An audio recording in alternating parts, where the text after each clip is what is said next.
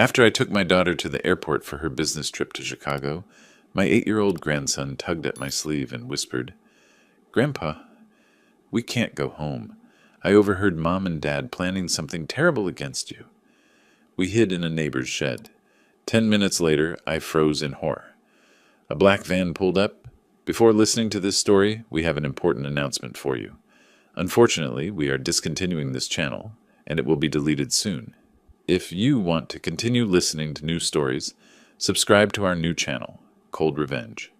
The link to it will be in the collaboration with this video, in the description of this video, and in the comments. Thank you for your attention. My name is Lawrence Wright. I'm 67 years old, and I live in Denver, Colorado, in a 3-story house on Fairfax Street that I bought back in 1988. Spent 35 years as a court stenographer before retiring 2 years ago. You learn a lot sitting in courtrooms day after day, documenting every word, every pause, every lie. You learn to read people. You learn when someone's hiding something. I just never thought I'd need those skills in my own home. I live with my son Marcus, his wife Danielle, and their 8-year-old boy Owen. My daughter Rebecca moved to Chicago years ago for work, sells medical equipment, doing well for herself. Marcus is 38 now, works as a financial consultant, got his CFP license 5 years back, seemed proud of it.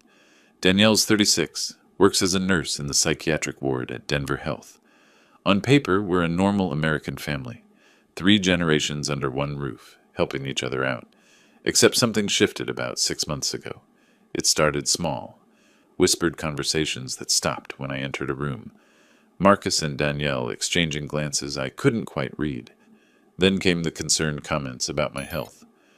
"Dad, you seem tired lately," Marcus would say, his voice dripping with fake worry. "Have you been sleeping okay?" Danielle started leaving pamphlets about senior care facilities on the kitchen counter. "Just information," she'd say with that cold smile, "in case you ever need it." I remember Marcus differently. When he was Owen's age, he'd wait by the window for me to come home from the courthouse, then run out to show me whatever he'd built with his Legos that day. Somewhere between childhood and now, something changed. Maybe it was when he married Danielle 3 years ago. She's beautiful, I'll give her that. Polished, put together, always dressed like she's heading to a country club. But there's something calculating behind those eyes. She looks at my house the way a real estate agent appraises property. The whispers got louder. Last week I heard Danielle on the phone in the kitchen. "Can't wait much longer. The old man's sitting on nearly $1 million in assets, and he's just letting it rot." She didn't know I was in my office down the hall. 35 years of court stenography taught me to move quietly, to observe without being noticed. Then came this morning. March 12th started like any other Wednesday. Rebecca called the night before asking if I could drive her to Denver International for an early flight, week-long business trip to Chicago. Of course I said yes. Owen wanted to come along for the ride. The kid loves airports, loves watching planes take off. We left at 6 in the morning. Rebecca hugged me goodbye at departures, told me to take care of myself. "Keep an eye on Marcus for me," I joked. She laughed, not knowing how serious I was. The drive back should have taken 45 minutes. Owen sat in the passenger seat, unusually quiet. Normally he'd be chattering about school, about his friends, about the new video game he wanted. But this morning he just stared out the window, fidgeting with his seatbelt. We were about 20 minutes from home when he grabbed my sleeve. "Grandpa, we can't go home." I glanced at him, confused. "What do you mean, buddy?" His voice dropped to a whisper and his hand was shaking. "I heard Mom on the phone last night, after you went to bed. She was talking to Dad about special people coming today, at 3 o'clock, to take you away." My hands tightened on the steering wheel. "Owen, what exactly did you hear?" "She said," he swallowed hard, looking scared, "she said the neighbors saw you talking to yourself by the garage, that it's perfect proof, that the special people from the hospital will take you to a home for crazy people, and then you won't be able to stop them." Every instinct from 35 years in courtrooms kicked in. I've heard thousands of testimonies. I know when someone's lying, and I know when someone's telling the terrifying truth. Owen wasn't lying. His voice had that shaky quality of a child who's heard something he wasn't supposed to hear, something he doesn't fully understand but knows is wrong. What time is it now? I asked, keeping my voice steady. Owen checked my dashboard clock. 11:47. 3 hours and 13 minutes until 3 o'clock. My mind raced through possibilities. Marcus and Danielle thought I'd be gone longer. The airport trip usually takes 2 hours round trip, plus time for coffee, maybe lunch. They were counting on me walking into whatever trap they'd set. I pulled into a gas station, pretending to check my phone. Owen, I need you to trust me. Can you do that? He nodded, his eyes wide. We're going to visit Mr. Chen. You remember him? Lives next door? The nice man with the garden? That's right. We're going to ask if we can sit in his shed for a little while, just until your mom gets home from work. Can you act natural when we talk to him? Owen nodded again, and I saw something in his face that broke my heart. Relief. Relief that his grandfather believed him. Relief that someone was finally going to do something. We drove to Fairfax Street, but I parked 2 houses down from mine next to Mr. Chen's place. He was outside tending his tomato plants, wearing his usual sun hat. "Lawrence!" he called out, waving. "Didn't expect to see you this early." I walked over, Owen trailing behind me. "Morning, David. Listen, I need to ask you a favor. Owen's mom is picking him up after work today around 6. Mind if we wait in your shed? I'm having some work done on the house, and it's going to get noisy." Mr. Chen's face showed confusion for just a second. He could probably see my house looked perfectly fine, but he's a good neighbor, doesn't ask too many questions. Sure, shed's open. Help yourself to the chairs in there." The shed had a small window facing my house, partially obscured by Mr. Chen's fence, but with a clear view of the driveway. I pulled up 2 lawn chairs. Owen sat next to me, still nervous. "Grandpa, what are we doing?" "We're going to see if you heard right," I said quietly. "And if you did?" "Well, your grandfather used to document evidence for a living. I know exactly what to do." At 2:47 p.m., I checked my watch, old habit from the courthouse. Owen tensed. "Grandpa, look." A black Ford Transit van was turning onto our street. As it got closer, I could read the white lettering on the side. Rocky Mountain Behavioral Health Services, a private psychiatric facility. My stomach dropped, but I kept my face neutral. I pulled out my phone and started taking photos. License plate, Colorado JKL 4729. Time, 2:47 p.m. Clear photos of the van, the logo, everything. The van pulled into my driveway. 2 men in white orderly uniforms got out, followed by a woman in business attire carrying a tablet. Then my front door opened, and Marcus stepped out. Danielle appeared behind him, still in her nurse's scrubs. I couldn't hear what they were saying, but I could read body language. Marcus was gesturing toward the house, checking his watch, looking frustrated. The woman with the tablet kept glancing at her phone. After about 10 minutes of conversation, all 3 people from the van looked increasingly uncomfortable. Marcus's face was getting red. I could see it even from here. Angry red, the color he turns when things don't go his way. Finally, the woman shook her head. The 2 orderlies got back in the van. Marcus threw his hands up in frustration. Danielle put a hand on his arm, said something that made him nod stiffly. The black van backed out of my driveway and disappeared down the street. Owen grabbed my hand. "Grandpa, I was right. I was right, wasn't I?" "Yes, buddy, you were absolutely right." We sat in that shed until 5:30 p.m. I took Owen to get ice cream, killed some time driving around Denver, then finally headed home around 6:45. When I pulled into the driveway, I could see Marcus and Danielle through the kitchen window. They both turned when they heard my car.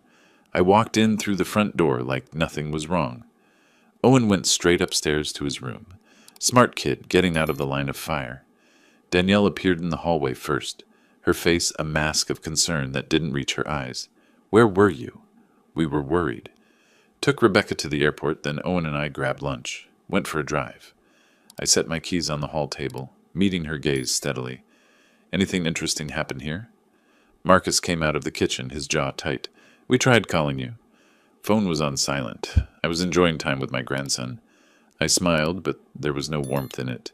"Beautiful day for a drive. Very peaceful." "You should let us know when you're going to be gone for hours," Danielle said sharply. "At your age?" "At my age," I interrupted, my voice going cold. "I can take a drive without reporting to anyone. I'm 67, not 97, and I'm certainly not incompetent." The word hung in the air between us. incompetent, the legal term for what they were trying to prove. Dad, we're just worried about you, Marcus started. Really? That's touching. I walked past them toward the stairs. I'm going to my office. Need to organize some files. I felt their eyes on my back as I climbed the stairs. In my office, I closed the door and pulled out my phone. The photos were clear. License plate, company name, timestamps. I downloaded them to my computer, backed them up to 3 different locations. Then I opened my desk drawer and pulled out something I hadn't used since retirement, my old Stenomask digital recorder. Court stenographers use them to capture every word in a courtroom, creating legally admissible transcripts. This particular model can record for 72 hours continuously, has a date and timestamp, and the files are encrypted with chain of custody protocols. I stared at it for a long moment. 35 years I spent in courtrooms, watching lawyers build cases word by word, watching criminals hang themselves with their own testimony. I knew how evidence worked. I knew what was admissible and what wasn't. I knew how to document a conspiracy. That night, lying in bed, I made my decision. I wasn't going to be a victim. I wasn't going to let my own son steal my life, my freedom, my dignity. They thought I was just some old man, too trusting or too senile to notice what they were doing. They were wrong. I might be 67, but I spent 3.5 decades documenting every kind of crime you could imagine. And now I was going to document my own son's betrayal, word by word, lie by lie, until I had enough evidence to bury them. They wanted to play legal games. Fine. I wrote the playbook. The next morning, I woke up at 5:30 a.m., same as always. The house was quiet. Marcus and Danielle didn't surface before 7. I made coffee, sat at the kitchen table, and started planning.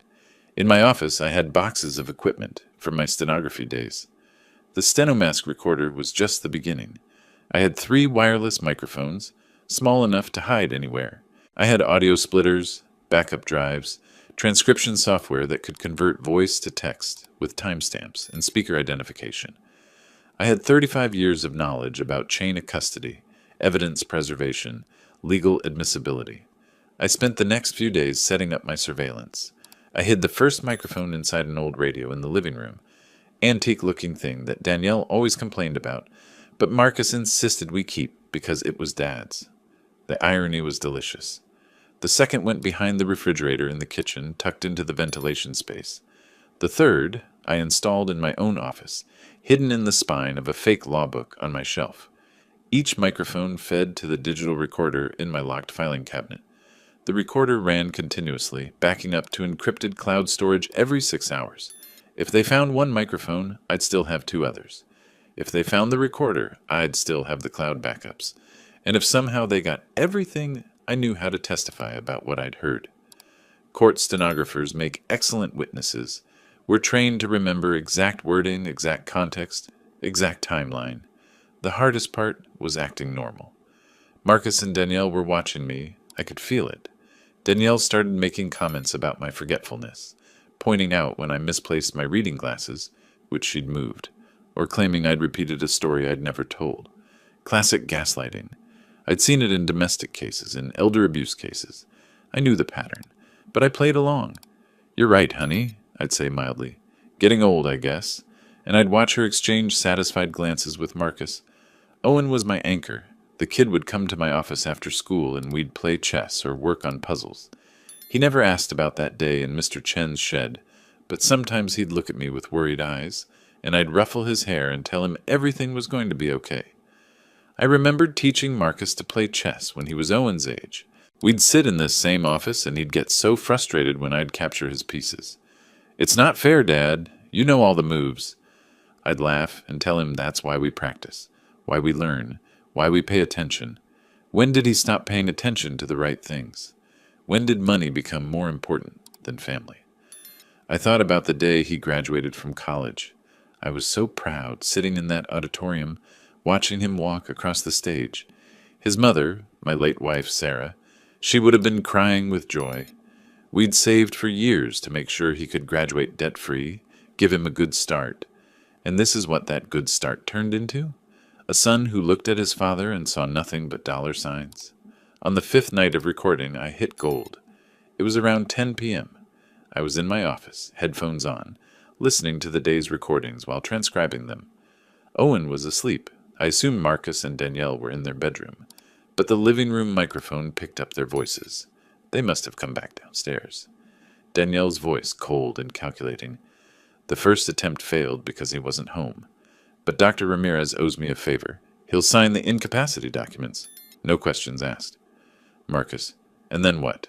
We file for guardianship? Exactly. Once the court appoints us as guardians, we can access everything. The house, the retirement fund, the trust he set up for Owen. All of it. Your father won't be able to hire a lawyer if we freeze his accounts first. My hand froze on the transcription keyboard. They were laying out the entire plan, step by step, not knowing I was documenting every word. Marcus continued. I already filled out the home equity line of credit application at Wells Fargo, used his signature from his tax returns, scanned and printed. $85,000 should be enough to start. Danielle laughed. Perfect. By the time he figures out what's happening, he'll be in a facility and will have power of attorney. The old man's been sitting on nearly $1 million in assets, and he's doing nothing with it. We deserve this, Marcus. We've put up with him long enough. I sat back in my chair, the headphones still on, listening to my son and daughter-in-law plan to steal my life. The recording kept running. I kept typing, creating a transcript with timestamps, speaker identification, exact wording. This was admissible evidence. This was conspiracy to commit fraud. This was elder financial abuse. This was forgery. This was everything I needed. I remember Marcus at 16, getting his driver's license. I let him borrow my car for his first solo drive. He came back 3 hours late, the tank empty, and admitted he'd driven to Boulder to see a girl. I was furious, but I didn't punish him. I sat him down and talked about responsibility, about trust, about how freedom comes with accountability. He'd looked at me with those earnest teenage eyes and promised he'd be more responsible. Promised he understood. I should have punished him then. Maybe if I had, he'd understand there are consequences. Maybe if I hadn't been so soft, so trusting, so desperate to be the cool dad, the understanding dad, he would have learned that actions have repercussions. But I'm not soft anymore, and I'm done being understanding. The next day, I contacted a private investigator. Found him through courthouse connections. Gerald Hoffman, former Denver PD detective, now running his own firm. We met at Washington Park, two old guys on a bench feeding pigeons, looking like we were discussing the weather. I showed him the photos of the black van, played him portions of the recording on my phone through earbuds, told him about the forged bank documents Marcus had mentioned. Gerald listened without interrupting, his cop face on, neutral, processing, analyzing. When I finished, he let out a low whistle. Mr. Wright, this is serious. If they're forging bank documents and medical records, that's felony territory. But you're smart to document everything first. Give me a week. I'll dig into their finances. Check with Wells Fargo about that application. Verify this Dr. Ramirez connection. You keep recording. And Mr. Wright, he looked at me seriously. Watch your back. If they figure out you know, they might accelerate their timeline. I nodded. I understood the risks. But I'd spent 35 years in courtrooms watching people underestimate the quiet ones, the patient ones, the ones who paid attention to details. Marcus and Danielle thought I was just a harmless old man, too trusting to notice, too weak to fight back. They were about to learn the most important lesson I never taught my son. Never underestimate someone who spent their entire career documenting other people's crimes. That night, I sat in my office looking at the photo of Sarah on my desk. She died 8 years ago, cancer. Before she passed, she made me promise to take care of Marcus, to make sure he turned out okay. I'm sorry, Sarah, I whispered to the photo. I don't think I kept that promise. But I'm going to make sure he learns something from this, even if it costs me everything. I pulled out a legal pad and started making notes. Lists of evidence, timeline of events, potential witnesses, legal statutes. My handwriting was still steady. My mind was still sharp. Whatever lies Danielle was spreading about my incompetence, whatever fake medical documents this Dr. Ramirez was preparing, I had the truth on my side. And in a courtroom, the truth, when properly documented, always wins. I just had to be patient, document everything, build an airtight case, And when the moment came, when they made their next move, I'd be ready. They wanted to put me in a facility? They wanted to steal my life's work, my home, my freedom? Fine, let them try. But they were playing chess with someone who'd been studying the board for 35 years, and I was already 10 moves ahead. The recording equipment hummed quietly in my filing cabinet, capturing every word, every plan, every piece of evidence I'd need. Owen was safe upstairs, probably dreaming about airplanes and video games, not knowing his grandfather was waging a war to protect both their futures. Marcus and Danielle were in their bedroom, probably congratulating themselves on their clever plan, counting money they didn't have yet. And I was here, in my office, surrounded by decades of legal knowledge and the tools to use it, preparing for a battle they didn't even know had started. Let the games begin. The recording equipment ran continuously for the next 5 days.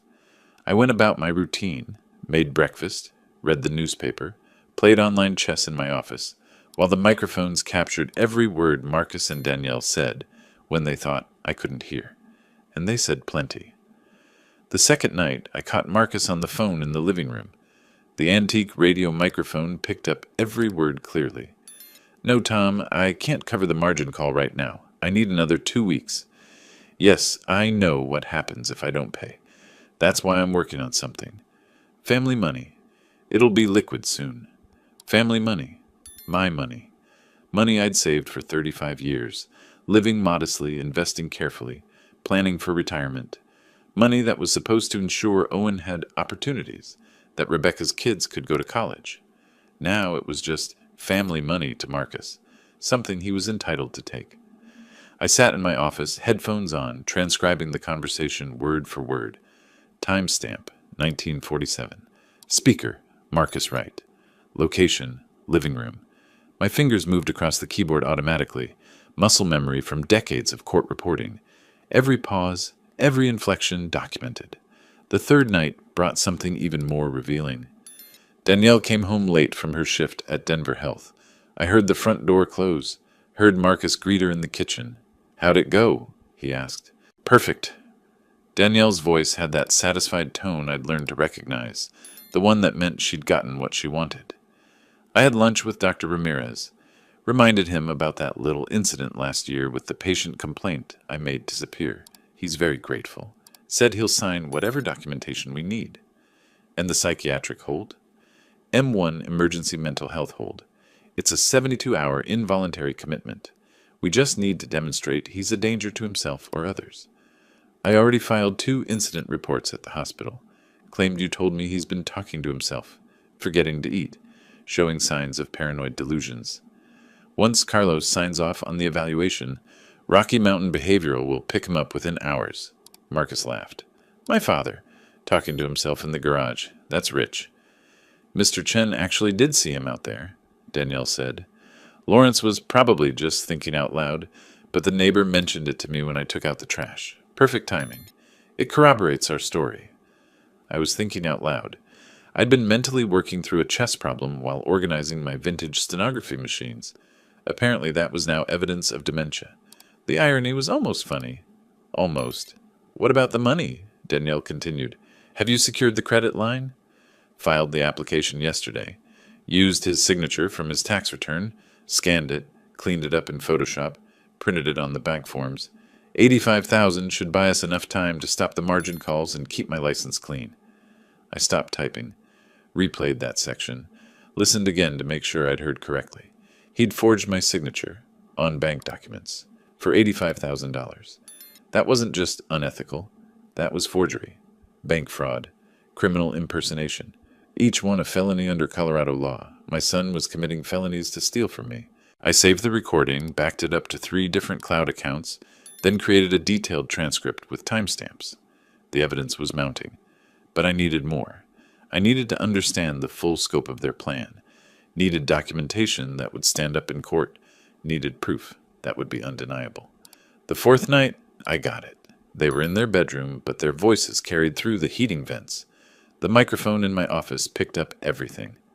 Once we have guardianship, Marcus said, we control everything. The house, his retirement accounts, the trust fund he set up for Owen. We sell this place, pocket the profit, move to Cherry Creek like you wanted. What about your father? Rocky Mountain has long-term care facilities. We place him there, visit once a month to maintain appearances. Maybe bring Owen sometimes so it looks like we're caring family members. His voice was casual, like he was discussing where to eat dinner. The old man could live another 20 years, but that doesn't matter. Once he's declared incompetent, we have full control. And Rebecca? She's in Chicago. By the time she figures out what happened, it'll be done. We'll tell her dad's condition deteriorated rapidly, that we had to make difficult decisions. She'll believe us. She always does. Danielle laughed. I almost feel bad. He's been so trusting.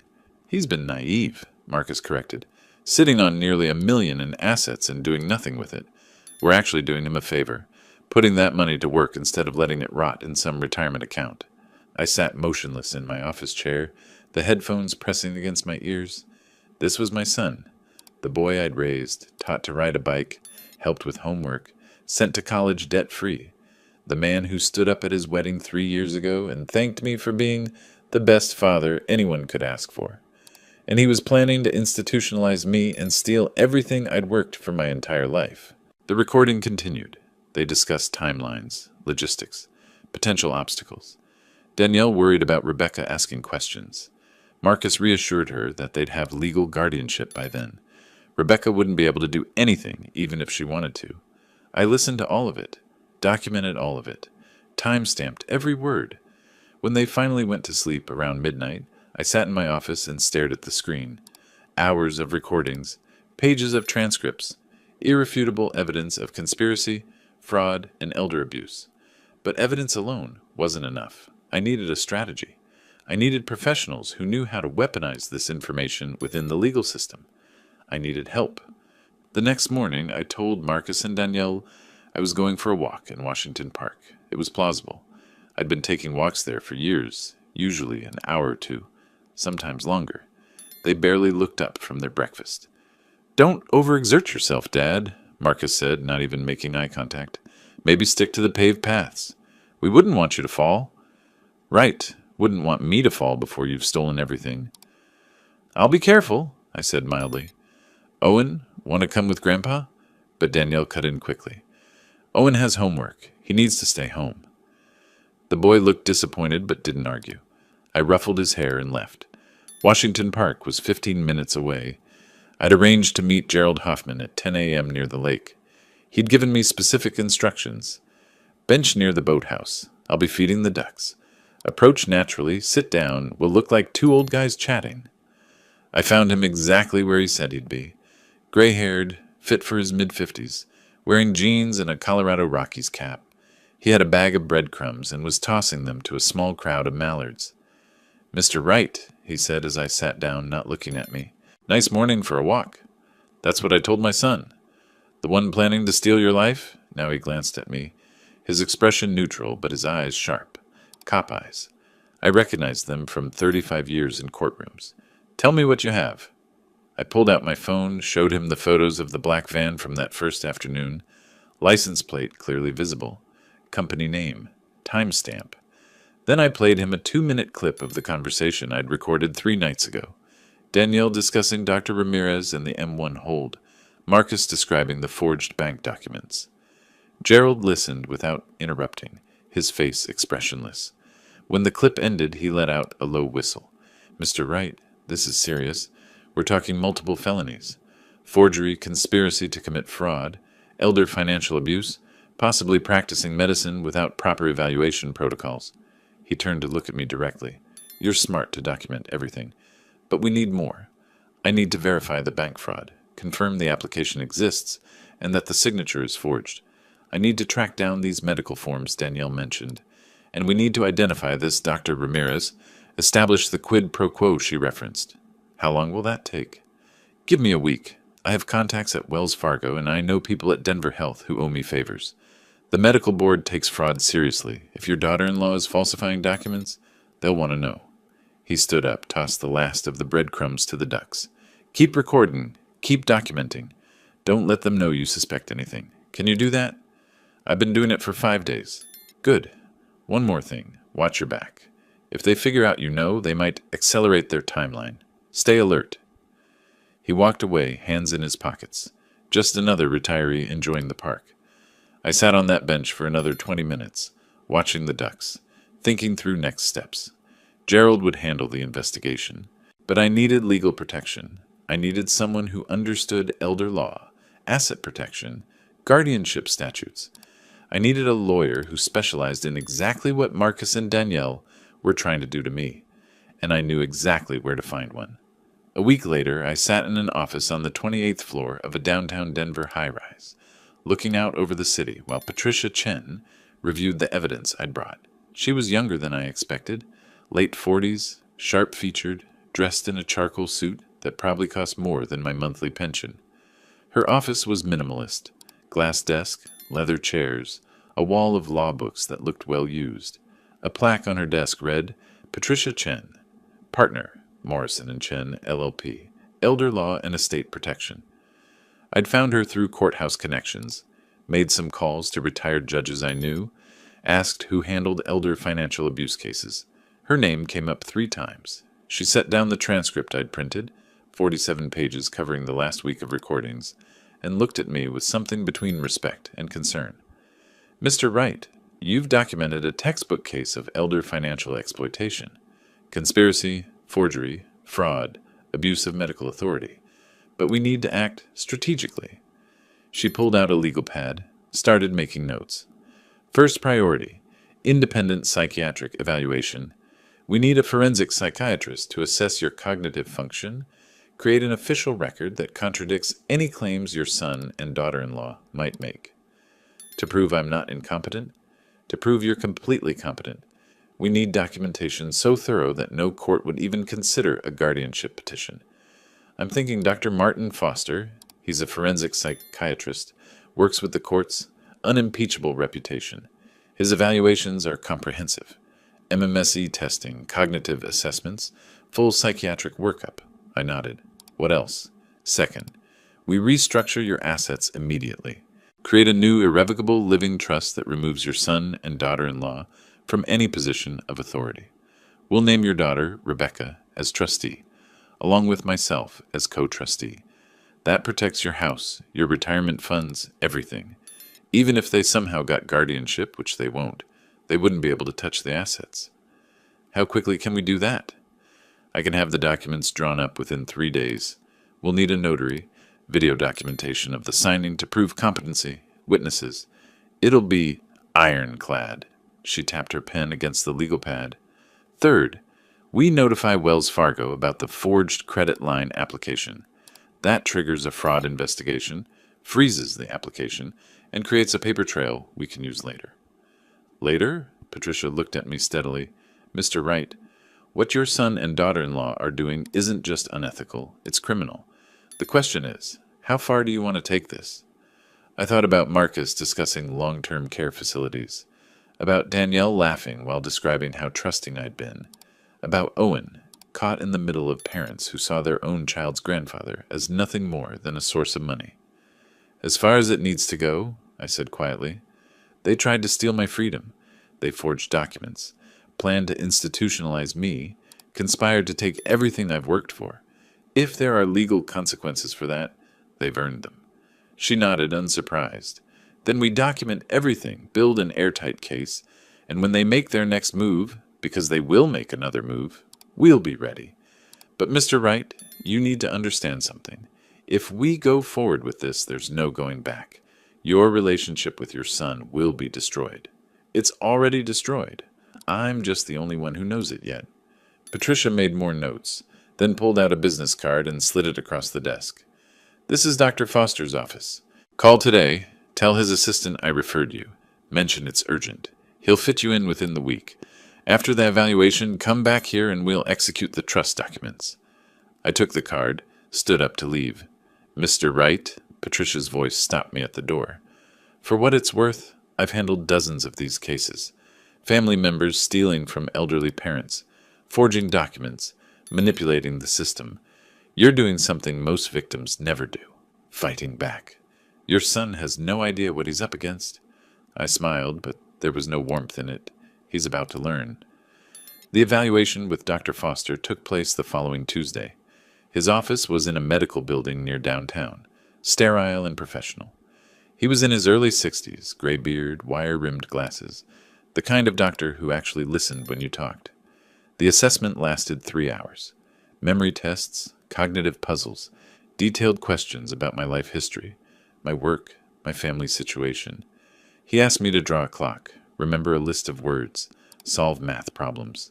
He asked about my sleep, my mood, whether I'd experienced any confusion or disorientation. I answered everything honestly, performed every test to the best of my ability. At the end, Dr. Foster reviewed his notes and looked at me over his glasses. "Mr. Wright, I'm going to be direct with you. Your cognitive function is excellent. MMSE score of 30 out of 30. Perfect. Your memory is sharp. Your reasoning is clear. Your judgment is sound. You show absolutely no signs of dementia, psychosis, paranoia, or any other condition that would suggest incompetency. Can you put that in a report? I'll have a comprehensive evaluation ready in 2 days. 12 pages, fully documented with test results and clinical observations. It'll make very clear that you are fully capable of managing your own affairs." What if someone claims otherwise? Then they'd have to provide evidence that contradicts my findings. And given the thoroughness of this evaluation, that would be extremely difficult. He leaned back in his chair. "Ms. Chen briefed me on your situation. I've seen cases like this before. Family members trying to manipulate the system for financial gain. Your documentation and this evaluation will make their efforts very difficult to succeed." I left his office with a strange feeling in my chest. Not quite hope, but something close to it. For the first time since Owen's warning in the car, I felt like I wasn't just reacting to what Marcus and Danielle were doing. I was building something, a defense, a counterattack, a trap. 3 days later, I was back in Patricia Chen's office, this time with a notary present and a video camera recording. Rebecca had flown in from Chicago. I'd called her, told her I needed to update some estate documents, kept it vague. She didn't know about Marcus's plans. Better that way for now. The new irrevocable living trust was 40 pages long. It named Rebecca and Patricia as co-trustees. It protected the house at 3847 Fairfax Street, valued at $425,000. It protected my retirement accounts, totaling $340,000. It protected the education trust I'd established for Owen and Rebecca's children, another $180,000, nearly $1 million, completely beyond Marcus and Danielle's reach. I signed every page. The notary witnessed, stamped, recorded. The video camera documented my clear state of mind, my understanding of what I was signing, my voluntary consent. When it was done, Rebecca hugged me. "Dad, are you okay? You seem stressed." "Just getting affairs in order," I said, which was true enough. "How's Chicago?" "Busy, but I'm glad I could be here for this." She glanced at Patricia. "He's in good hands, right?" "The best," Patricia assured her. After Rebecca left for the airport, Patricia and I met with Gerald Hoffman in her office. He'd brought a folder thick with documentation. "Wells Fargo confirmed the credit line application," he said, laying out papers on Patricia's desk. "Submitted on the 8th of this month, for $85,000 secured by home equity. The signature doesn't match Mr. Wright's signature on file with the bank. I had their fraud department compare it to his actual signature from his checking account. It's a forgery, a decent one, but definitely forged." "What about the medical documents?" I asked. Gerald pulled out more papers. "This is where it gets interesting. Danielle Wright filed 2 incident reports at Denver Health over the past 6 weeks. Both claim she observed her father-in-law, that's you, displaying signs of cognitive decline. Talking to himself, forgetting recent conversations, showing paranoid tendencies. She submitted these to Dr. Carlos Ramirez, a psychiatrist in the hospital's behavioral health unit." "The same Dr. Ramirez," she mentioned in the recording. "The same. I did some digging. Turns out Dr. Ramirez had a complaint filed against him last year. Patient claimed he was negligent in a medication management case. The complaint was withdrawn before it went to the medical board. Want to guess who worked in the same department and might have had access to complaint files?" "Danielle?" "Exactly. She made that complaint disappear, and now Ramirez owes her. That's the leverage she's using to get him to sign off on an incompetency evaluation." Gerald leaned forward. "Here's the thing.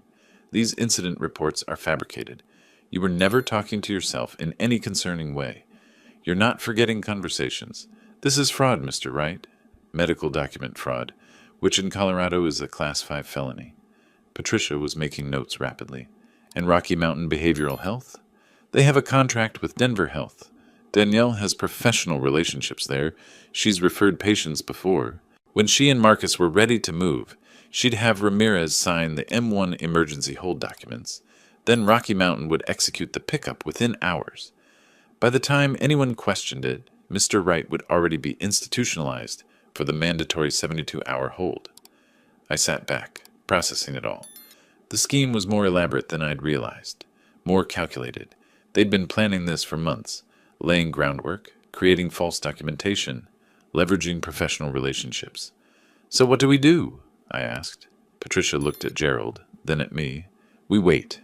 We continue documenting. We have the psychiatric evaluation proving competency. We have the trust protecting assets. We have evidence of fraud. But we need them to make one more move. We need them to actually attempt the involuntary commitment. You want to use me as bait? I want to catch them in the act, Patricia corrected, with law enforcement present, with witnesses, with undeniable proof. Right now, we have evidence of conspiracy and fraud. But if we can document an actual attempt to execute this plan, we have them on multiple felonies with no room for plausible deniability. It's a risk, Gerald added, but Ms. Chen and I will coordinate with Denver PD. When the van shows up, so do the police. You won't actually be taken anywhere. I thought about Owen, worried and scared. About Rebecca, unaware her brother was capable of this. About Marcus and Danielle, so confident in their plan, so certain I was too old and trusting to notice, and I understood exactly how to repay them. Set it up, I said. When they come for me again, I want to be ready. Dr. Foster's office called 2 days later. His assistant's voice was professional but warm. Mr. Wright? Dr. Foster has an opening this Tuesday at 9. Ms. Chen mentioned this was urgent. I'll be there, I said. Marcus looked up from his laptop at the kitchen table. Doctor's appointment, Dad. Just a checkup, I said casually. Getting old, you know. Have to stay on top of these things. He nodded, already losing interest. Good idea. You should take care of yourself. Right, T, because you're so concerned about my well-being. That Tuesday morning, I drove to Dr. Foster's office in a medical building near downtown Denver. The waiting room was quiet, decorated in calming blues and grays. Magazines I'd never read, generic landscape paintings on the walls. I signed in, filled out forms, waited. Dr. Foster himself came to get me. Early 60s, gray beard, neatly trimmed, wire-rimmed glasses that gave him a scholarly look. He shook my hand firmly. Mr. Wright, please, come in. His office was more personal than the waiting room. Books everywhere, medical texts, psychology journals, a few novels, a window overlooking downtown, comfortable chairs instead of examination tables. Ms. Chen briefed me on your situation, he said, settling into his chair and pulling out a legal pad. I understand you need a comprehensive cognitive evaluation. I need documentation proving I'm not incompetent, I said directly. My son and daughter-in-law are planning to have me declared mentally unfit to steal my assets.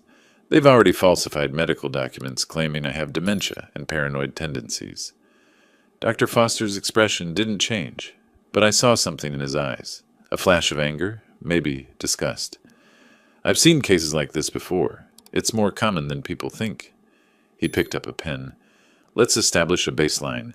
We'll do the mini mental state examination, some cognitive tests, detailed personal history. The evaluation will be thorough enough that no court would question the results. For the next 3 hours, he put me through everything. Memory tests. He'd give me a list of words, have me repeat them immediately, then again 15 minutes later. I remembered all of them. Math problems, pattern recognition, drawing exercises. He asked me to draw a clock showing 3:15. Easy. He asked about my work history, my daily routine, whether I experienced any confusion or disorientation. Do you ever forget where you are? No. Have conversations you don't remember having? Never. Any difficulty managing your finances, medications, daily tasks? I manage everything myself. I balance my checkbook to the penny every month. I cook my own meals. I maintain my house. He made notes, asked follow-up questions, administered more tests.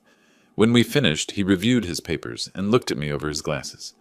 Mr. Wright, your cognitive function is excellent.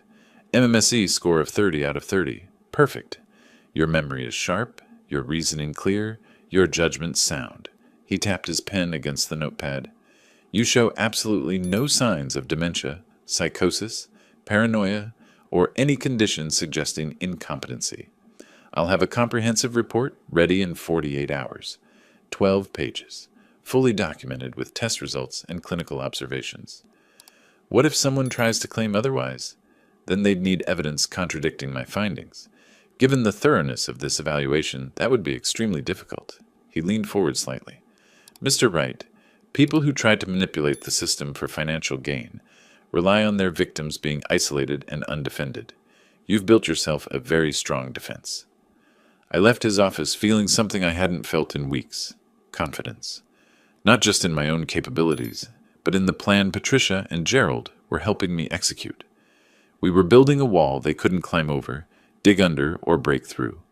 The following week, Patricia had all the trust documents ready. I met her at her office on a Thursday afternoon. This time, Rebecca was flying in from Chicago. I'd called her, told her I wanted to update my estate planning, kept it vague enough that she didn't ask too many questions. When she arrived, I hugged her tight. How's work? Exhausting, but good. She studied my face. Dad, are you okay? You sounded stressed on the phone. Just being responsible, making sure everything's in order. We went into Patricia's conference room. A notary was already there, along with a video camera on a tripod. Patricia laid out the documents, 40 pages of legal language that boiled down to one simple fact. I was protecting everything I'd worked for. This is an irrevocable living trust, Patricia explained to both of us. It names Rebecca and myself as co-trustees. All assets transfer into the trust.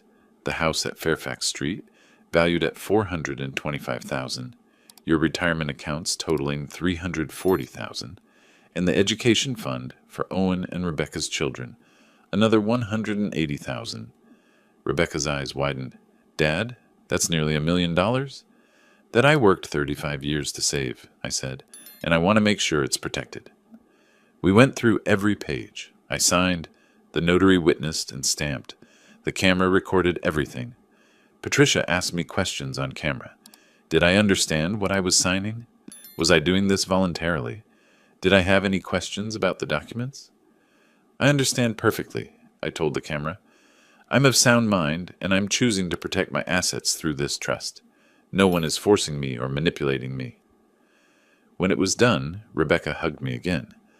I'm glad you're doing this, Dad, but why now?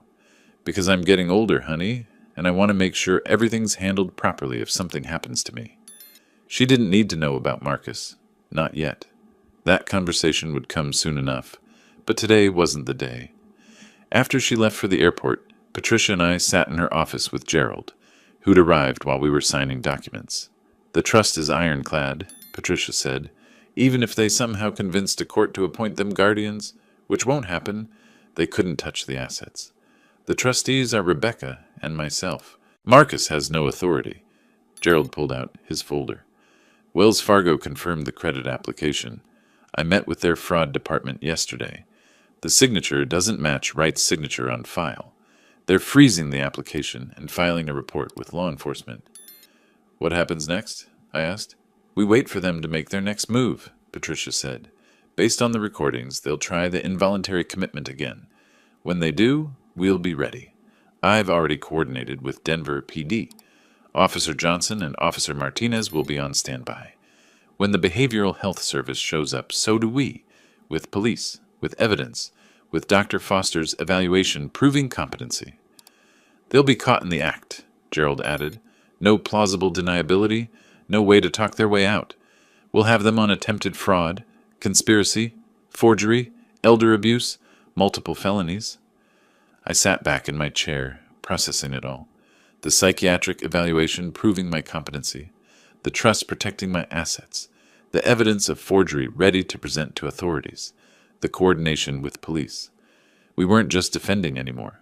We were setting a trap. How long until they try again? I asked. Gerald checked his notes. Based on the conversations you've recorded, they're getting desperate. Marcus mentioned margin calls. Debts coming due. They need money fast, I'd guess within 2 weeks. Then we wait, I said. I went home that evening and continued my routine. Made dinner, played chess online, worked on organizing my collection of vintage stenography machines. Marcus and Danielle were in the living room, speaking in low voices I couldn't quite hear from my office. But I didn't need to hear them. The microphones would capture everything. Later that night, I put on my headphones and listened to the day's recordings. Marcus was on the phone with someone, probably his margin call creditor. I need 2 more weeks. Yes, I understand the penalties. I'm working on securing funds, family assets. It'll be liquid soon. I just need time. Danielle's voice sharp. We can't wait 2 weeks. Rick from Wells Fargo called me today. Asked if I knew anything about a home equity application in your father's name. I played dumb, but Marcus, they're asking questions. Then we move up the timeline. Carlos can have the M1 documents ready by next week. We'll say Lawrence is a danger to himself. Rocky Mountain can pick him up within hours once Carlos signs off. Do it.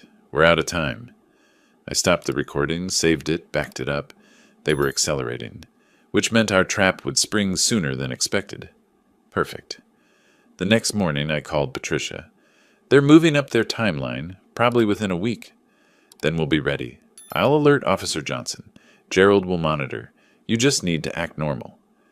Act normal. After listening to my son plan to institutionalize me, steal my house, take everything I'd built.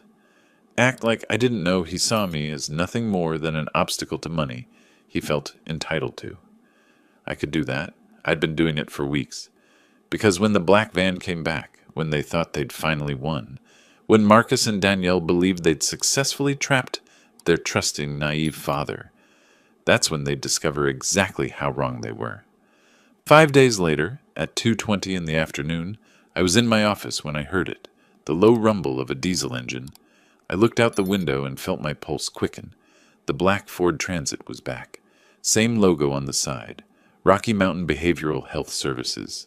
I picked up my phone, sent a single text to Patricia. They're here. Her response came instantly. 5 minutes. I moved to my desk, opened the locked drawer where I kept all my evidence files, pulled out a manila folder. Inside were transcripts of every conversation Marcus and Danielle had about their plan, time-stamped and notarized.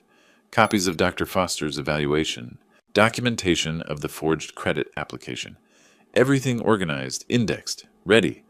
From downstairs, I heard the front door open. Voices. Marcus, speaking loudly. He wanted me to hear this. Yes, that's right. He's been increasingly unstable. This morning he threatened me with a knife from the kitchen.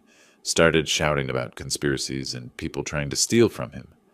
I almost laughed. This morning I'd been reading the newspaper while eating oatmeal. The only thing I'd threatened was the crossword puzzle. A different voice, male, authoritative. And you're certain he's a danger to himself or others? Absolutely certain. That was Danielle. I'm a nurse at Denver Health. I've observed clear signs of psychotic breaks, paranoid delusions. He's stopped taking his medications. I didn't take any medications, but she'd know that wouldn't matter if I was already institutionalized. We have the M1 emergency hold documentation, the male voice continued. Dr. Ramirez from Denver Health signed off. Where is Mr. Wright currently? His office, 2nd floor, Marcus said. Please be careful. He might become violent. I heard footsteps on the stairs. Heavy boots. Multiple people. I stayed seated at my desk, hands folded calmly, waiting. The door opened. 2 orderlies in white uniforms, built like linebackers. Behind them, a man in his early 40s, wearing a white coat, carrying a clipboard. Dr. Carlos Ramirez, I presumed. Mr. Wright? Ramirez's voice was professionally sympathetic. I'm Dr. Ramirez from Denver Health. Your son and daughter-in-law have expressed serious concerns about your mental state. We're here to conduct a wellness check. I'm perfectly well, I said calmly, but thank you for your concern. Your family reports you've been experiencing paranoid episodes, making threats, showing signs of dementia. My family's lying. Ramirez glanced at his clipboard, then at the orderlies. Mr. Wright, we have documentation of concerning behaviors. For your own safety, we need to transport you to our facility for a 72-hour evaluation. No, you don't. His expression hardened slightly. Sir, we have a legal M1 emergency mental health hold. You don't have a choice. That's when I heard it. Sirens. Getting closer. Ramirez heard them too. His confidence wavered slightly. The sirens stopped outside. Car doors slamming. Heavy footsteps on the front walk. Marcus's voice from downstairs. Panic now. What's going on? Who called the police? I stood up, picked up my folder, and walked past the confused orderlies to the top of the stairs. Below, I could see Marcus and Danielle at the front door. 2 Denver police officers stood on the porch. Officer Johnson, a stocky man in his 50s, and Officer Martinez, younger, Hispanic, hand resting casually on his belt. Behind the officers, Patricia Chen, immaculate in her suit, carrying a briefcase, and Gerald Hoffman, looking very much like the detective he used to be. Stop, Officer Johnson said, his voice carrying authority. We received a report of attempted unlawful hospitalization. Nobody moves until we sort this out. Marcus's face, I wish I'd had a camera. The color drained like someone had opened a tap. His mouth worked, but no sound came out. Next to him, Danielle had gone rigid, her eyes darting between the police and the van, and Patricia. I descended the stairs slowly, folder in hand, meeting Marcus's eyes. He looked at me like he'd seen a ghost. Dr. Ramirez, Officer Johnson called up. What's the basis for this M1 hold? Ramirez came to the top of the stairs, clipboard still in hand, trying to maintain professional composure. I have medical documentation indicating Mr. Wright is experiencing cognitive decline and poses a danger to himself and others. Is that so? Patricia's voice was ice. She opened her briefcase, pulled out a thick folder. Because I have a 12-page psychiatric evaluation from Dr. Martin Foster, forensic psychiatrist, dated 1 week ago. MMSE score of 30 out of 30. Complete cognitive function. No signs of dementia, psychosis, or paranoia whatsoever. The evaluation was comprehensive and video documented. Ramirez's face went pale. I was provided with incident reports from Denver Health. Falsified incident reports, Patricia interrupted. She pulled out more documents. We have evidence that Danielle Wright, a nurse at Denver Health, fabricated documentation claiming her father-in-law displayed concerning symptoms. Documentation she filed with you, Dr. Ramirez, leveraging a professional relationship. That's not, Danielle started. We also have recordings, I said quietly, and everyone looked at me. Conversations recorded in my own home where you both discussed your plan in detail. Dr. Ramirez signing documents because Danielle helped cover up a patient complaint last year.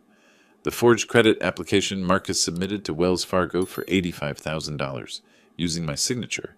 Your plan to institutionalize me and take control of my assets. Marcus found his voice, but it came out strangled. Dad, you don't understand. I understand perfectly. I opened my folder, handed documents to Officer Martinez. These are transcribed recordings, time-stamped and notarized. Legally admissible. You discussed every detail. The forged documents, the fake medical reports, the plan to block my bank accounts before I could hire a lawyer. You planned this for months. Danielle's face had transformed from pale to bright red. You were spying on us. In our own home. My home, I corrected. That I own. Where you live as guests. And yes, I documented your conspiracy to commit fraud. Officer Johnson was reading through the transcripts, his expression growing darker. He looked at Marcus and Danielle. Marcus Wright, Danielle Wright, I need you both to step outside. This is insane, Marcus's voice cracked. We were trying to help him. He's not well. He seems perfectly well to me, Officer Martinez said dryly. He looked at Patricia. Ma'am, what else do you have? Patricia pulled out more documents like a magician with an endless handkerchief. Evidence of bank fraud. Wells Fargo has confirmed the home equity application was submitted with a forged signature. We have the original incident reports from Denver Health showing falsified medical observations. We have proof that Rocky Mountain Behavioral Health Services has a contract with Denver Health, and that Danielle Wright used her professional position to facilitate this entire scheme. Dr. Ramirez was backing toward the stairs. I need to go. Doctor, you need to stay, Officer Johnson said firmly. You signed M1 hold documents without conducting an actual evaluation. That's a violation of medical ethics at minimum. I watched Marcus's face cycle through emotions. confusion to realization to fear to anger. His hands started shaking. When he spoke, his voice trembled with rage. "You did this? You set us up?" "You set yourselves up," I said calmly. "I just documented it. Every word, every plan, every felony you committed thinking I was too old and trusting to notice." Danielle made a sound somewhere between a laugh and a sob. "We were doing this for the family. The money was just sitting there. Useless. You're too old to need it." "The money is mine," I said, voice cold now. "That I earned, that I saved, that I protected with a new irrevocable living trust 1 week ago. Trustees, my daughter Rebecca and attorney Patricia Chen. You have no claim to any of it." Marcus lunged toward me, but Officer Martinez stepped between us. "Sir, don't make this worse." "Worse?" Marcus's voice rose to a shout. "How could it be worse? You're destroying us. I'm your son." I looked at him, really looked at him, saw the man he'd become, the one who'd planned to institutionalize his own father, steal his life savings, take his home, the one who'd involved his 8-year-old son's grandfather in a criminal conspiracy. "You stopped being my son the moment you decided I was worth more to you, locked away in a facility, than living free in my own home," I said quietly. "You had everything, a place to live, a family, my support, but it wasn't enough. You wanted what I'd built, and you were willing to destroy me to get it." Patricia addressed the officers formally now. "We're filing charges. Marcus Wright, forgery, attempted theft, exploitation of an at-risk adult. Danielle Wright, falsification of medical documents, conspiracy, abuse of professional position. Dr. Ramirez, medical fraud, violation of professional ethics." Officer Martinez pulled out handcuffs. "Marcus Wright, Danielle Wright, you're under arrest." The sound Danielle made was pure animal panic. She grabbed Marcus's arm. "Do something. Call our lawyer. Tell them we didn't—" "You have the right to remain silent," Officer Martinez said, turning Marcus around. "Anything you say can and will be used against you." I watched them being cuffed, their faces twisted with disbelief and rage. Marcus kept looking at me like I was a stranger. Danielle was crying now, mascara running down her face. "Dad, please," Marcus said as Martinez walked him toward the door. "We can fix this. We can talk. Just tell them you don't want to press charges." I said nothing. As they were led out to the patrol cars, I saw Mr. Chen watching from his yard, eyes wide. Other neighbors gathering, the black van still parked in my driveway, orderlies standing awkwardly by their vehicle, unsure what to do now. Patricia put a hand on my arm. "There's one more thing. Child Protective Services is on the way. Given that Marcus and Danielle have been arrested, they'll need to place Owen. I've already filed paperwork for emergency temporary custody in your name. He can stay with me? You're his grandfather, you have a stable home, and Dr. Foster's evaluation proves you're fully capable. They'll approve it." 20 minutes later, a CPS caseworker arrived. She spoke with the officers, reviewed the paperwork, asked me questions about my living situation and my relationship with Owen. "Mr. Wright, are you prepared to care for your grandson while his parents face legal proceedings?" "Yes," I said without hesitation. "He's my grandson. He'll be safe with me." She made notes, had me sign forms, explained the next steps. When she left, I went upstairs to Owen's room. He was sitting on his bed, hugging a pillow, eyes red from crying. "Grandpa?" His voice was small. "Are Mom and Dad going to jail?" I sat down next to him, put my arm around his shoulders. "They made some bad choices, buddy. Now they have to face the consequences. But you know what? You're going to stay right here with me. You're safe." He leaned into me, and I felt him shaking. "I knew you'd win, Grandpa. I knew you wouldn't let them." I held him tighter, this 8-year-old kid who'd saved me by trusting his instincts and speaking up. "Thank you for warning me that day in the car. You were very brave." We sat there together while the police finished their work downstairs, while the black van finally drove away, while Patricia and Gerald wrapped up their documentation. My son was in police custody. My daughter-in-law was facing felony charges. My home would never be the same. But Owen was safe. My assets were protected, and I was still free. Sometimes winning doesn't feel like victory. Sometimes it just feels like survival. But I'd take it. The next few days passed in a blur of paperwork and phone calls. Patricia wasted no time filing formal complaints. with every regulatory body that had jurisdiction over Marcus and Danielle's professional lives. 2 weeks after the arrests, I sat in Patricia's office while she worked through the list. Colorado Medical Board received the complaint about Danielle on Monday. They're taking it seriously. Falsifying medical documents is one of the few things that gets an immediate investigation. I also filed with FINRA regarding Marcus's CFP license. FINRA? I asked. Financial Industry Regulatory Authority.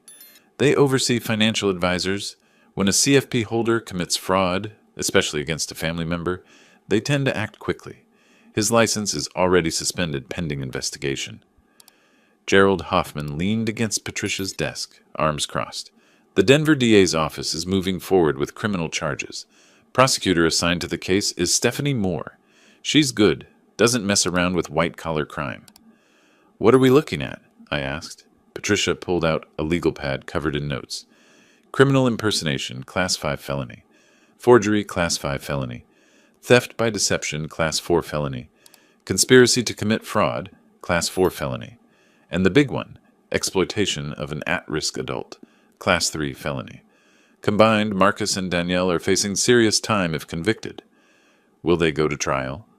Depends on if they can afford a decent lawyer, Gerald said. Right now, their bank accounts are frozen as part of the fraud investigation. The $85,000 credit line was never dispersed. Wells Fargo caught it in time, so they don't have access to any substantial funds.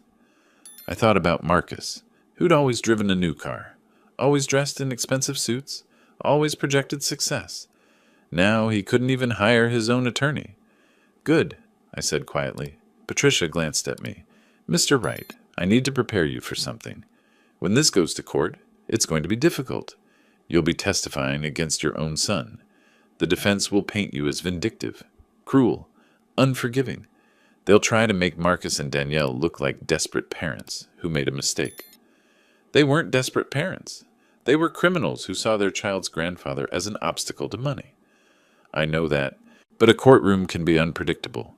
You need to be ready for Marcus to say things that will hurt, to claim you were a bad father, that he was justified in his actions, whatever story his lawyer tells him to tell. I nodded slowly. I can handle it. The first court appearance came 3 weeks after the arrests. Patricia drove me to Arapahoe County Courthouse, a modern building in downtown Denver. We went through security, took the elevator to the 3rd floor, found the correct courtroom. Inside, the room was smaller than I expected. Wood paneling, fluorescent lights, rows of benches like church pews. At the front, a judge's bench, the witness stand, tables for prosecution and defense. Marcus and Danielle were already there, sitting with a court-appointed attorney, a tired-looking man in his 50s, wearing an off-the-rack suit. Public defender, I assumed. They'd gone from plotting to steal nearly $1 million to relying on free legal representation. Marcus saw me enter, and his face hardened. Danielle looked away, but I caught the flash of hatred in her eyes. Prosecutor Stephanie Moore was a woman in her 40s, sharp-featured, wearing a navy suit. She nodded to Patricia, who I learned had worked with her before. "All rise," the bailiff called, the Honorable Judge Robert Thompson presiding. Judge Thompson was a black man in his 60s, gray at the temples, reading glasses perched on his nose. He sat down, reviewed some papers, then looked at the defense table. People of Colorado versus Marcus Wright and Danielle Wright, he read. Criminal impersonation, forgery, theft by deception, conspiracy to commit fraud, exploitation of an at-risk adult. Mr. Walsh, he addressed the public defender, how do your clients plead? Ryan Walsh stood. Not guilty on all counts, Your Honor. Not guilty. Of course they'd plead not guilty. Even with recordings of their conversations, even with forged documents, even with my testimony. They'd claim it was all a misunderstanding, a family dispute blown out of proportion. Judge Thompson set bail at $150,000 each. Marcus and Danielle couldn't pay it. Their accounts were frozen, which meant they'd remain in custody until trial. As they were let out, Marcus looked back at me. His expression wasn't angry anymore. It was something worse, pleading, like he still thought I might intervene, might tell the judge this was all a mistake, might bail him out one last time. I looked away. Outside the courtroom, Patricia put a hand on my arm. That was the easy part. The trial will be harder. When? Probably 2 months. They'll try to negotiate a plea deal, but with this much evidence, the DA won't offer much. They're looking at serious consequences. 2 months. 2 months of waiting, of knowing my son was sitting in a cell, of anticipating the moment I'd have to stand in a courtroom and testify against him. But there was other business to handle first. A week later, I received letters from both the Colorado Medical Board and FINRA. The medical board was conducting a formal investigation into Danielle's nursing license. FINRA had temporarily suspended Marcus's CFP certification pending their own review. Then 3 weeks after the first court appearance, a second letter arrived from FINRA. I opened it at my kitchen table while Owen was at school. The letter was formal bureaucratic language that boiled down to one simple fact.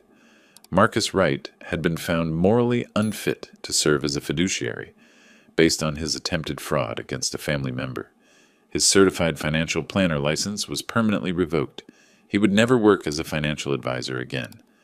I sat there holding the letter, thinking about all the years Marcus had worked toward that certification. The studying, the exams, the professional development, gone. All of it gone because he decided stealing from his father was easier than earning money, honestly. Owen came home from school that afternoon and found me in my office, organizing paperwork. He'd been quieter since the arrest, more withdrawn. The school counselor said it was normal. Processing trauma took time. "Grandpa," he said from the doorway, "can I ask you something?" "Always, buddy." "Are Mom and Dad gonna hate me because I told you what I heard?" I set down my papers and pulled him into a hug. "No, Owen. What your parents did, that's on them, not you. You did the right thing by telling me. You might have saved my life. But they're in jail because of me. They're in jail because they broke the law, because they tried to hurt someone. That's not your fault." He nodded against my shoulder, but I could feel him trembling. This kid had been through so much, listening to his parents plot against his grandfather, watching them get arrested, losing his home stability, and he was only 8 years old. "I love you, Owen," I said quietly. "No matter what happens with your parents, you're safe with me. Always. I love you too, Grandpa." That night, after Owen went to bed, I sat in my office and pulled out an old photo album. Pictures of Marcus as a kid, learning to ride a bike, his first day of school, Little League baseball. Pictures of him graduating high school, then college, his wedding day, looking so happy with Danielle. Where had it gone wrong? Was it when he married Danielle, or had the seeds been there before? Had I missed signs, ignored red flags, enabled behavior I should have confronted? I'd never know for sure. But sitting there looking at photos of a son I didn't recognize anymore, I felt something I hadn't allowed myself to feel since this started. Grief. Not for what Marcus had done, not for the consequences he was facing, but for the relationship we'd had, the person I'd thought he was, the future I'd imagined we might share. That was gone now, dead and buried beneath lies, greed, and betrayal. I closed the photo album and put it back on the shelf. The phone call came on a Wednesday morning, 6 weeks after the arrests. Patricia's voice was tight with controlled anger. "We have a problem. Marcus and Danielle's attorney filed a motion yesterday.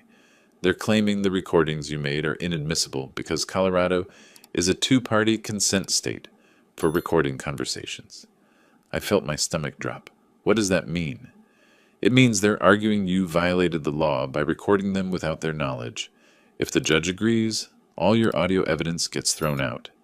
But I recorded them in my own home, planning to commit crimes against me. I know, and there are exceptions for recording criminal activity, but Walsh is good at what he does. He's making this a technical legal argument, not a moral one. She paused. "We have a hearing in 3 days. I need you to be prepared to testify about why you installed the recording equipment, what you were trying to protect against, the whole timeline." The hearing was held in a smaller courtroom, just the lawyers, the judge, and me. Walsh presented his argument. Colorado law required all parties to consent to recording. There were no exceptions for private residences. My recordings violated Marcus and Danielle's privacy rights. Patricia countered forcefully. "Your Honor, Mr. Wright had credible reason to believe criminal activity was being planned against him. His 8-year-old grandson warned him about a plot to have him unlawfully committed. He installed recording equipment to document evidence of that crime, not to invade privacy, but to protect himself from fraud and false imprisonment. Judge Thompson listened to both sides, asked questions, reviewed the relevant statutes. After an hour, he rendered his decision. The recordings are admissible. Mr. Wright was recording in his own home, which he owns, after receiving a credible threat to his safety and freedom. The defendants were discussing criminal activity. Colorado law allows for recording when there's reasonable belief that evidence of a crime is being captured. Motion denied. Walsh's face tightened, but he nodded. Marcus and Danielle, sitting at the defense table, looked stricken.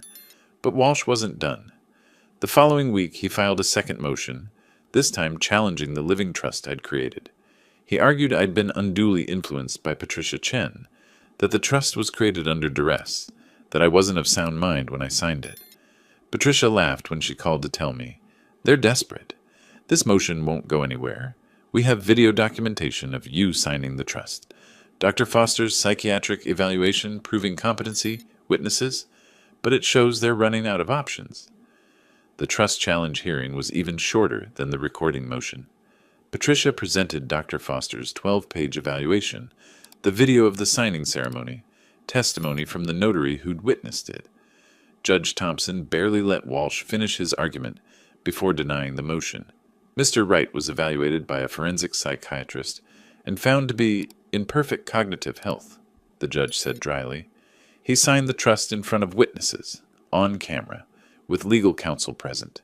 There's no basis for this challenge. Motion denied. 2 motions filed. 2 motions denied. Marcus and Danielle were fighting, but they were losing. Then came the professional consequences. 2 months after the arrests, the Colorado Medical Board completed its investigation. The letter arrived on a Friday. Danielle's nursing license was permanently revoked. The board's report cited falsification of medical records, abuse of professional position, conspiracy to commit medical fraud, and conduct unbecoming of a licensed healthcare professional. She would never work as a nurse again. Marcus had already lost his CFP license. Now Danielle had lost hers. Between them, they destroyed both their careers. The criminal trial was set for midsummer. As the date approached, Patricia prepared me for testimony. We sat in her office, going through the questions the prosecution would ask, the questions the defense would ask, how to stay calm under cross-examination. "Walsh will try to make you seem vindictive," she warned. "He'll ask why you didn't just talk to Marcus, why you went straight to law enforcement, why you're pursuing criminal charges against your own son." What do I say? The truth? You gave them multiple chances to be honest. They chose to lie, forge documents, and conspire against you. You're not vindictive. You're protecting yourself and your grandson. The trial began on a hot July morning. The courtroom was fuller this time. More spectators, reporters from local news. Elder financial abuse was getting more attention lately, and this case had all the dramatic elements: family betrayal, forged documents, attempted false imprisonment. Stephanie Moore, the prosecutor, presented the case methodically. She called Gerald Hoffman to testify about his investigation. She called the Wells Fargo fraud investigator to testify about the forged credit application. She called witnesses from Denver Health, who testified about Danielle's access to medical records and her professional relationship with Dr. Ramirez. Then she called me. I took the stand, placed my hand on the Bible, despite my reservations about religious symbolism, and swore to tell the truth. Stephanie led me through the timeline. The warning from Owen, the first arrival of the black van, my decision to install recording equipment, the conversations I'd captured, my meetings with Gerald and Patricia, the second attempt to have me committed. "Mr. Wright?" she asked. "Why didn't you simply confront your son and daughter-in-law when you suspected something was wrong?" "Because by the time I suspected something, I'd already recorded them discussing multiple felonies. I knew confronting them would only make them more careful. I needed evidence that would stand up in court. And why pursue criminal charges? Why not handle this as a family matter?" I looked at Marcus, sitting at the defense table. He met my eyes, and for a moment I saw a flash of the son I'd raised. Then I looked away. Because what they did wasn't a family disagreement. It was a crime. They forged documents, tried to have me unlawfully committed, planned to steal my life savings. If I'd been successfully institutionalized, I would have lost my freedom, my home, my grandson. They weren't acting like family. They were acting like criminals. Stephanie presented the recordings, the transcripts, the forged bank documents, Dr. Foster's evaluation proving my competency. Piece by piece, she built a case that was impossible to refute. Then Walsh cross-examined me. Mr. Wright, isn't it true that you and your son had a difficult relationship? No. I thought we had a good relationship. I was wrong. Isn't it true that Marcus was under significant financial stress, and you refused to help him? I was never asked to help. If Marcus had financial problems, he never told me. He chose fraud instead of honesty. Wouldn't a loving father have helped his son? Patricia objected. Relevance, Your Honor. Sustained, Judge Thompson said. Move on, Mr. Walsh. Walsh tried different angles, but nothing stuck. The evidence was too strong, the documentation too thorough. When I stepped down from the witness stand, I felt exhausted but relieved. I'd told the truth. The court had heard it. Now it was up to the jury. The deliberations took 2 days. On a Wednesday afternoon in late July, the jury returned with their verdict. Guilty on all counts. Marcus closed his eyes. Danielle started crying. Walsh put a hand on Marcus's shoulder, said something I couldn't hear. Sentencing would come later, but the verdict was final. My son and his wife were convicted felons. I should have felt victorious. Instead, I just felt tired. Outside the courthouse, reporters approached with cameras and microphones. Patricia handled them while Gerald ushered me to his car. We drove back to my house in silence. Owen was waiting on the front porch with the neighbor who'd been watching him. When he saw my face, he ran down to meet me. Grandpa, what happened? It's over, buddy. They were found guilty. Does that mean they're going to prison? We'll find out at sentencing, but yes, probably for a while. He nodded slowly, processing. I'm sad for them, but I'm glad you're safe. Out of the mouths of children. Sad for them, but glad I was safe. That summed it up better than anything I could say. That night, after Owen was asleep, I sat in my office and looked at the empty spaces where Marcus's things used to be. Photos I'd put away, gifts he'd given me that I'd donated. The room looked different now. Cleaner, maybe. Emptier, definitely. Patricia called. Sentencing is in 2 weeks. The prosecution is recommending probation plus community service and restitution, given that it's their first offense and no money was actually stolen. But with the felony convictions, they'll have permanent criminal records. No prison time? Probably not. But they'll be on probation for years. They've lost their professional licenses and they'll be paying you back for legal fees. Plus, they still have the eviction proceeding. They'll need to vacate your house within 30 days of the sentencing hearing. And Owen? CPS has recommended you receive full legal guardianship. The hearing is scheduled for the same day as the sentencing. Given Marcus and Danielle's convictions, it should be straightforward. I thanked her and hung up. 2 more weeks. 2 more weeks until all of this was finally, truly over. I just had to make it that far. The day of the sentencing hearing arrived on a hot August afternoon. But before we dealt with Marcus and Danielle's criminal sentences, there were 2 other matters to resolve: guardianship of Owen and the eviction proceeding. Judge Thompson handled both hearings back-to-back in the same courtroom. I arrived early with Patricia and Owen. The boy wore his best clothes, khakis and a button-down shirt, and held my hand tightly as we walked through the courthouse doors. He'd been nervous all morning, asking questions about what would happen, whether he'd have to talk, whether he'd see his parents. You'll see them, I told him honestly, but you don't have to talk to them if you don't want to. Inside the courtroom, Marcus and Danielle were already seated with Ryan Walsh. They'd been released on their own recognizance after the guilty verdict, pending sentencing. Marcus looked thinner, older. Prison time, even just a few weeks awaiting trial, had worn him down. Danielle's hair was pulled back severely, no makeup, wearing a plain dress. They both looked diminished somehow, smaller than they'd seemed when this started. When they saw Owen, Danielle's face crumpled. She started to rise from her seat, but Walsh put a hand on her arm, shook his head. Owen pressed closer to me. All rise. Judge Thompson entered, took his seat, reviewed his papers. We have 2 matters before the court today. First, guardianship petition. Second, eviction proceedings. Let's start with guardianship. The Child Protective Services representative, a woman named Karen Martinez, presented her report. Owen had been living with me for nearly 3 months now. He was attending school regularly, seeing a therapist twice a week to process the trauma of his parents' arrest, maintaining stable routines. His grades were good. He had friends. He felt safe. Mr.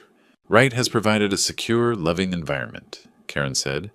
The child expresses clear preference to remain in his grandfather's custody. Given the parents' felony convictions and incarceration during the trial period, we recommend full legal guardianship be granted to Lawrence Wright. Dr. Foster testified next. He'd evaluated me again the previous week, another battery of cognitive tests, another assessment of my ability to care for a child. His verdict was the same: fully capable, emotionally stable, financially secure.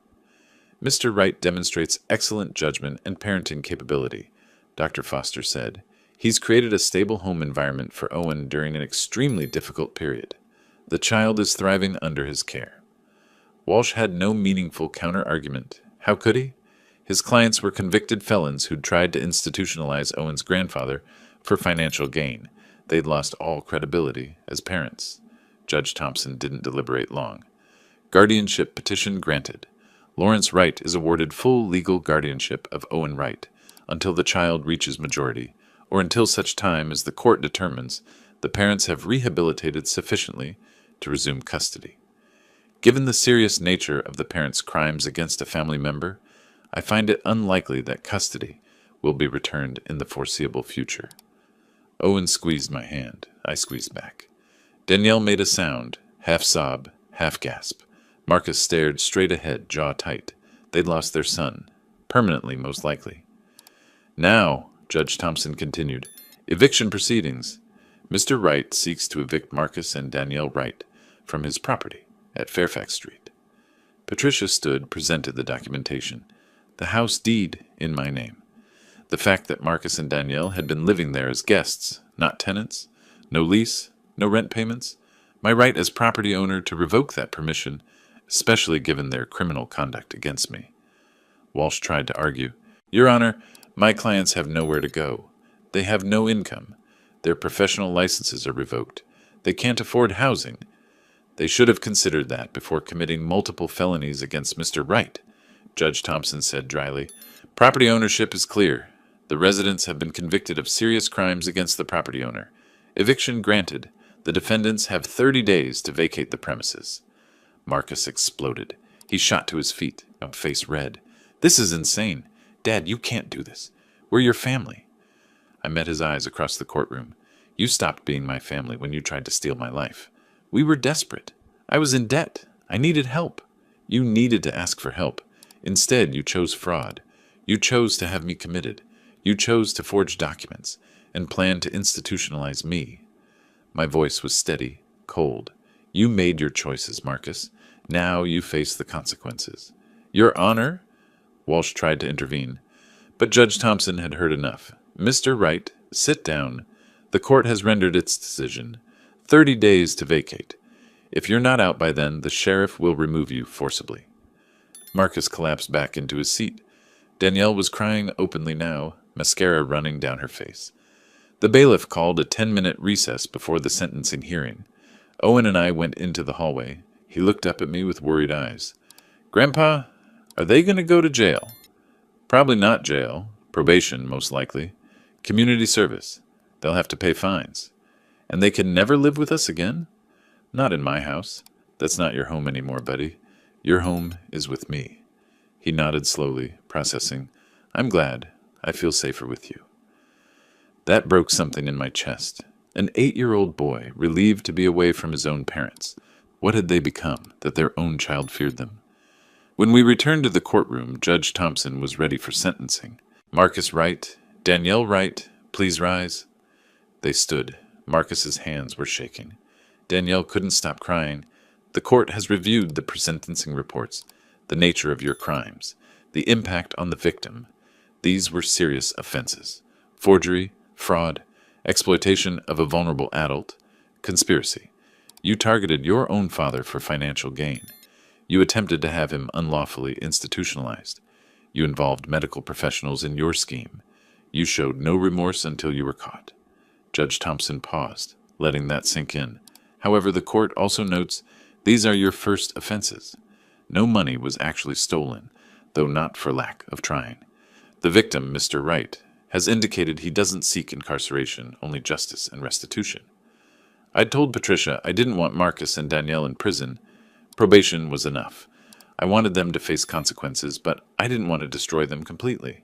Maybe that made me weak, or maybe it made me the bigger person. I honestly didn't know anymore. Marcus Wright, you are hereby sentenced to 4 years supervised probation, 500 hours community service, and restitution to Mr. Wright in the amount of $12,000 to cover his legal fees. You will also carry a permanent felony record. Marcus nodded, jaw clenched. Danielle Wright, you are hereby sentenced to 3 years supervised probation, 400 hours community service, and restitution to Mr. Wright in the amount of $8,000. Your nursing license has been permanently revoked by the Colorado Medical Board. You will also carry a permanent felony record. Danielle's crying intensified. Additionally, Judge Thompson said, you are both prohibited from any contact with Owen Wright, except through court-supervised visitation, should you petition for such, and should the court grant it. You are prohibited from entering Mr. Wright's property. You have 30 days to vacate. This court is adjourned. The gavel fell. It was over. Marcus and Danielle were led out by the bailiff to complete their processing. They'd be released that evening, then would have to report to their probation officers within 48 hours. Outside the courthouse, reporters waited with cameras. Patricia handled them while Gerald ushered Owen and me to his car. We drove home in silence, all of us exhausted. That night, after Owen was asleep, I sat in my office and let myself feel everything I'd been holding back: relief, sadness, anger, grief, victory and loss all tangled together in a knot I couldn't untangle. I'd won. I'd protected myself and Owen. I'd achieved justice, but I'd lost my son in the process. The phone rang, Rebecca, calling from Chicago. I'd kept her updated throughout the trial, though she still struggled to believe her brother had done these things. Dad, I saw the news. It's really over? It's over. I have guardianship of Owen. Marcus and Danielle have 30 days to leave. I still can't believe Marcus did this. I keep thinking there must be some explanation, some reason. There is a reason. Greed. Desperation. The belief that he deserved what I'd earned. Take your pick. She was quiet for a moment. How's Owen? Dealing with it. He's strong, but he's also 8. This will affect him for a long time. And you? How are you? I looked around my office, at the space where Marcus's photos used to be, at Owen's backpack in the corner, his homework spread on my desk, at the life I'd built from the ruins of the one I'd had. I'm surviving, I said. That's all I can do. The eviction day came at the end of August. I'd expected drama, but Marcus and Danielle arrived at 8 in the morning with a rental truck and moved out quietly. The county sheriff stood by to supervise, but there were no incidents. I watched from the living room window as they loaded boxes, furniture, bags of clothes, everything they'd accumulated over the years of living in my house. Danielle cried the whole time, but Marcus worked mechanically, face blank. Owen stood next to me, watching his parents pack up their lives. Where will they go? He asked. I don't know. Somewhere they can afford on probation wages, I suppose. Do you think they'll ever say they're sorry? I looked down at him. Some people never apologize, Owen, because apologizing means admitting they were wrong, and some people can't do that. By noon, the truck was loaded. Marcus and Danielle stood by the driver's door, looking at the house one last time. For a moment, I thought Marcus might come to the door, might try one last appeal, but he just shook his head, climbed into the truck, and drove away. Just like that, they were gone. The sheriff tipped his hat to me. All clear, Mr. Wright. They're officially off the property. Thank you, officer. After he left, Owen and I stood in the suddenly quiet house. It felt different now. Emptier, but also cleaner. Like something toxic had been removed, and we could finally breathe. Want to help me make lunch? I asked Owen. Can we have grilled cheese? We can have whatever you want, buddy. A week later, the final piece of legal business concluded. Dr. Carlos Ramirez lost his medical license for 2 years and paid a $25,000 fine to the Colorado Medical Board. Rocky Mountain Behavioral Health Services terminated their contract with Denver Health and issued a public apology for their role in the attempted unlawful commitment. The scandal made local news. Elder abuse prevention organizations used our case as an example in their educational materials. Patricia told me she'd received calls from 3 other seniors who'd experienced similar schemes from family members, all inspired to fight back after hearing about our case. Some good came from it, I suppose. September arrived. Owen started 3rd grade at his new school. I enrolled him in after-school chess club. He'd shown interest in the game, and I was happy to teach him. We fell into new routines. Breakfast together, school, homework at my desk while I worked on my vintage stenography machine collection, dinner, reading before bed. Simple, stable, safe. One evening I was in my office organizing files when Owen came in. He stood in the doorway, looking at something on the wall, an old photo I'd forgotten to take down. Marcus, at 8 years old, sitting on my lap, grinning at the camera. "Grandpa?" Owen's voice was small. "Are you sad?" I looked at the photo, then at Owen. The same age Marcus had been in that picture. The same innocent eyes before life got complicated. "Yeah, Owen, I'm sad for your dad, for who he used to be, before he became someone I didn't recognize." I paused. "But I'm grateful I saved you. That's what matters." Owen crossed the room and hugged me. I held him tight. This boy who'd trusted his instincts and saved us both. "I love you, Grandpa." "I love you too, buddy." That night, after Owen was asleep, I sat in my office with a glass of whiskey, something I rarely did, and let myself think about everything that had happened.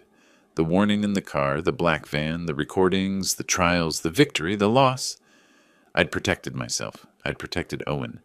I'd achieved justice. Marcus and Danielle had faced consequences for their crimes. They'd lost their professional licenses, their home, their son, their freedom to live without supervision. Everything I'd worked for, my house, my savings, my dignity, my autonomy, remained intact. But I'd lost my son. Not to death, which I could have grieved cleanly, but to his own choices, his own greed, his own willingness to destroy me for money. Some nights I wondered if I could have done things differently. Could I have confronted them earlier, offered to help Marcus with his debts, found some way to prevent this whole mess? But then I'd think about the recordings, the cold calculation in their voices as they planned to institutionalize me, the forged documents, the lies to Dr. Ramirez, the second attempt with the black van, even after the first failed. They hadn't been desperate people making one bad decision. They'd been calculating criminals executing a months-long conspiracy. I'd made the right choice, the only choice that protected me and Owen. I looked out the window at the dark street, Mr. Chen's house next door, his shed where Owen and I had hidden that first day, the place where this whole thing started, where a scared 8-year-old had trusted me enough to warn me about his parents' plans. Life had moved forward. Owen was thriving. I was healthy, independent, financially secure. Justice had been served. But victories aren't always clean. Sometimes winning means losing something else. Sometimes you save yourself, but can't save everyone. I thought about Marcus, wherever he was now, working some job that would accept a convicted felon, reporting to his probation officer, living in some apartment far from the house he'd tried to steal, separated from his son maybe forever. Part of me, a small part I didn't like to acknowledge, felt satisfaction in that. He'd tried to take everything from me. Now he had nothing. But the larger part just felt tired. I finished my whiskey, washed the glass, checked on Owen one more time. He was asleep, curled around his favorite stuffed dinosaur, breathing steadily. Safe, protected, home. I'd made the right choice. I'd survived. And if that meant losing my son to save myself and my grandson, well, some wars can't be won without casualties. Some relationships can't be saved, only ended. I'd chosen survival over sentiment, justice over family loyalty, protection over forgiveness, and I'd do it again, every single time. The house settled around me, quiet and peaceful. Outside, Denver slept. Tomorrow, Owen would go to school. I'd work on my collection, maybe play some online chess, make dinner. Normal life, continuing forward. The black van was just a memory now. The conspiracy, defeated. The threats, neutralized. I was free. Owen was safe. We had a future. That was enough. It had to be. If you like this story, subscribe to our new channel, Cold Revenge, as this one will soon cease to exist. You can find a link to the new channel in the collaboration section of this video, in the description, or in the comments. Subscribe so you don't lose us and can continue listening to interesting stories about revenge. Thank you for your attention. 진짜 몰라. 내가 그래서 그게 뭐냐고 맨날 물어봤잖아.